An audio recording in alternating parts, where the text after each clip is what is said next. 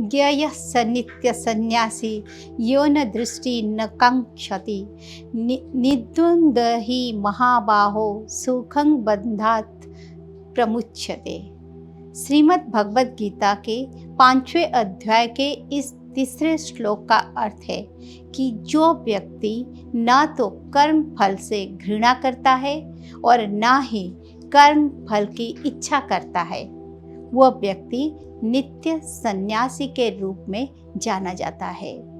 हे अर्जुन, ऐसा मनुष्य सभी द्वंद्व से रहित होकर भव बंधन को पार कर पूर्ण रूप से मुक्त हो जाता है।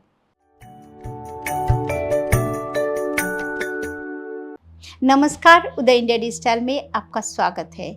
मैं हूँ उपाली अपराजिता। सनातन भारतीय शास्त्रों में कर्म की महिमा का बड़ा बखान है, लेकिन कर्मों का फल पाने की इच्छा मनुष्य को बंधन में डालती है। इसीलिए मनुष्य को निष्काम कर्म के लिए प्रेरित होना चाहिए। आपके कर्मों के अनुसार अच्छा या बुरा कोई भी फल आपको प्राप्त होता है, जिसके परिणाम स्वरूप आप स्वर्ग या नरक के भागी होते हैं। किंतु जिस जीवात्मा को मोक्ष की लगन लगी हुई हो, उसका मार्ग अलग हो जाता है। मोक्ष का मार्ग क्या है और कैसे कर्म फल का बंधन मोक्ष मार्ग का बाधक साबित होता है, उस पर श्रीमद् भागवत पुराण के 5वें स्कंद के 7वें अध्याय में एक अद्भुत कथा मिलती है, जिसमें महान राजा भरत के मोह और कर्म फल की कथा है। ये वही राजा भरत है जिनके नाम पर हमारे देश का नाम भारत पड़ा है। उनकी कथा बताती है कि कर्म फल अच्छे हो या बुरे, लेकिन अगर आप उसमें आसक्ति रखते हैं तो अच्छे कर्म भी बंधनकारी बन जाते हैं। भारत देश में एक महान राजा हुए थे ऋषभदेव, जिनका जिक्र हिंदू और जैन दोनों धर्मों के ग्रंथों में मिलता है। ऋषभदेव जी से ही जैन धर्म की शुरुआत मानी जाती है और वो पहले तीर्थंकर के रूप में पूजे जाते हैं। महाराजा ऋषभदेव के सबसे बड़े बेटे का नाम था भरत। वो भी अपने पिता के समान विलक्षण गुणों से युक्त थे। ऋषभदेव के बाद भरत राजा बने। वो ईश्वर के महान भक्त और प्रजा पालक थे। उनकी प्रजा उनसे अत्यधिक संतुष्ट थे। राजा भरत ने पूरे जीवन काल में धर्मपूर्वक शासन किया। उनके 5 बेटे हुए। वृद्धावस्था में राजा भरत ने अपने विशाल साम्राज्य के 5 हिस्से किए और उन्हें अपने 5 बेटों में बांट दिया और वानप्रस्थ में चले गए। उन्होंने गंडक नदी के किनारे हरिहर क्षेत्र में तपस्या शुरू की। उन्होंने अपने मन से सभी विकारों को त्याग दिया और परम चैतन्य की अवस्था में चले गए। उनका जीवन काल समाप्त होने वाला था, आखिरी दिन बाकी था। तपस्वी होने के कारण राजा भरत को इस बात का पूरा ज्ञान था कि आज शाम सूर्यास्त के समय मुझे इस जर्जर वृद्ध शरीर का त्याग कर देना है, और इस बात से बेहद प्रसन्न थे। उन्होंने अपने जीवन के आखिरी दिन अपने नित्य क्रिया संपूर्ण की, लेकिन स्नान करते समय जब वो नदी के कमर भर जल में खड़े होकर सूर्य नारायण को जलांजलि प्रदान कर रहे थे, तभी एक गर्भवती हिरणी शेर के डर से उनके पास से छलांग लगाती हुई कूदी। वो हिरणी इतने जोर से कूदी थी कि छलांग लगाते ही उसका प्रसव हो गया और नवजात नन्हा हिरण शावक सूर्य नारायण को अंजलि देते हुए राजा भरत के हाथ में आ गिरा। उन्हें इस मातृ विहीन आश्रय विहीन हिरण के बच्चे पर बहुत दया आई। उसे वो अपने कुटिया में ले आए, लेकिन वो जानते थे कि उनका आज आखिरी दिन है और ये नवजात बच्चा बेहद कमज़ोर है। मोह में डूबे राजा भरत अभी यही सोच रहे थे कि उनके शरीर छूटने का समय आ गया, लेकिन पूरे जीवन मोक्ष इच्छा में निर्लिप्त होकर आराधना करने वाले राजा भरत का हिरण के बच्चे से यही घड़ी भर का मोह उनके बंधन का कारण बन गया और अगले जन्म में उन्होंने हिरण का शरीर धारण किया। लेकिन कड़ी तपस्या के कारण उन्हें पूर्व जन्म का ज्ञान था, इसलिए हिरण रूप में राजा भरत ने सप्त ऋषियों में से एक पुलह ऋषि के आश्रम में शरण ली, जहां उन्होंने पवित्र देव मंत्रों का उच्चारण सुनते हुए अपने जीवन बिता दिया। मनुष्यों को ये जानना चाहिए कि ईश्वर से ज़्यादा प्रिय कोई नहीं है, क्योंकि वो कभी उनका साथ नहीं छोड़ता और उन्हें बार बार मौका देता है। हिरण रूपी राजा भरत को भी मोक्ष की प्रयास का एक मौका और मिला और हिरण का जीवन समाप्त होने के बाद उन्हें अंगिरस गोत्र के एक श्रेष्ठ कुल में जन्म मिला। इस जन्म में भी उनका नाम भरत रखा गया।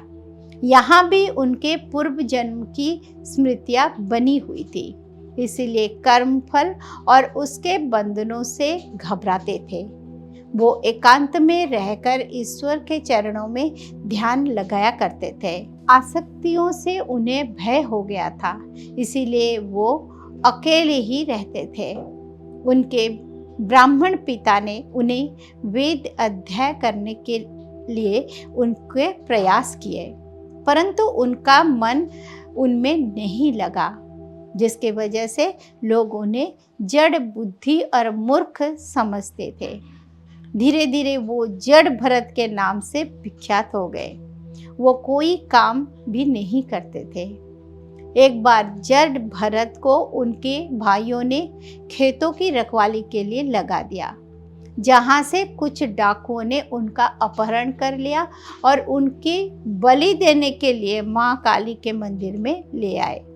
लेकिन जगदम्बा ने एक ब्रह्मज्ञानी की बलि स्वीकार नहीं की और उन्होंने क्रोध में आकर सभी डाकुओं को मार डाला और जड़ भरत को आशीर्वाद देकर गायब हो गए।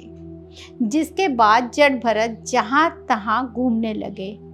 एक बार सिंधु नरेश राहुगण आत्मज्ञान प्राप्त करने पालकी में बैठकर कपिल मुनि के दर्शन को जा रहे थे।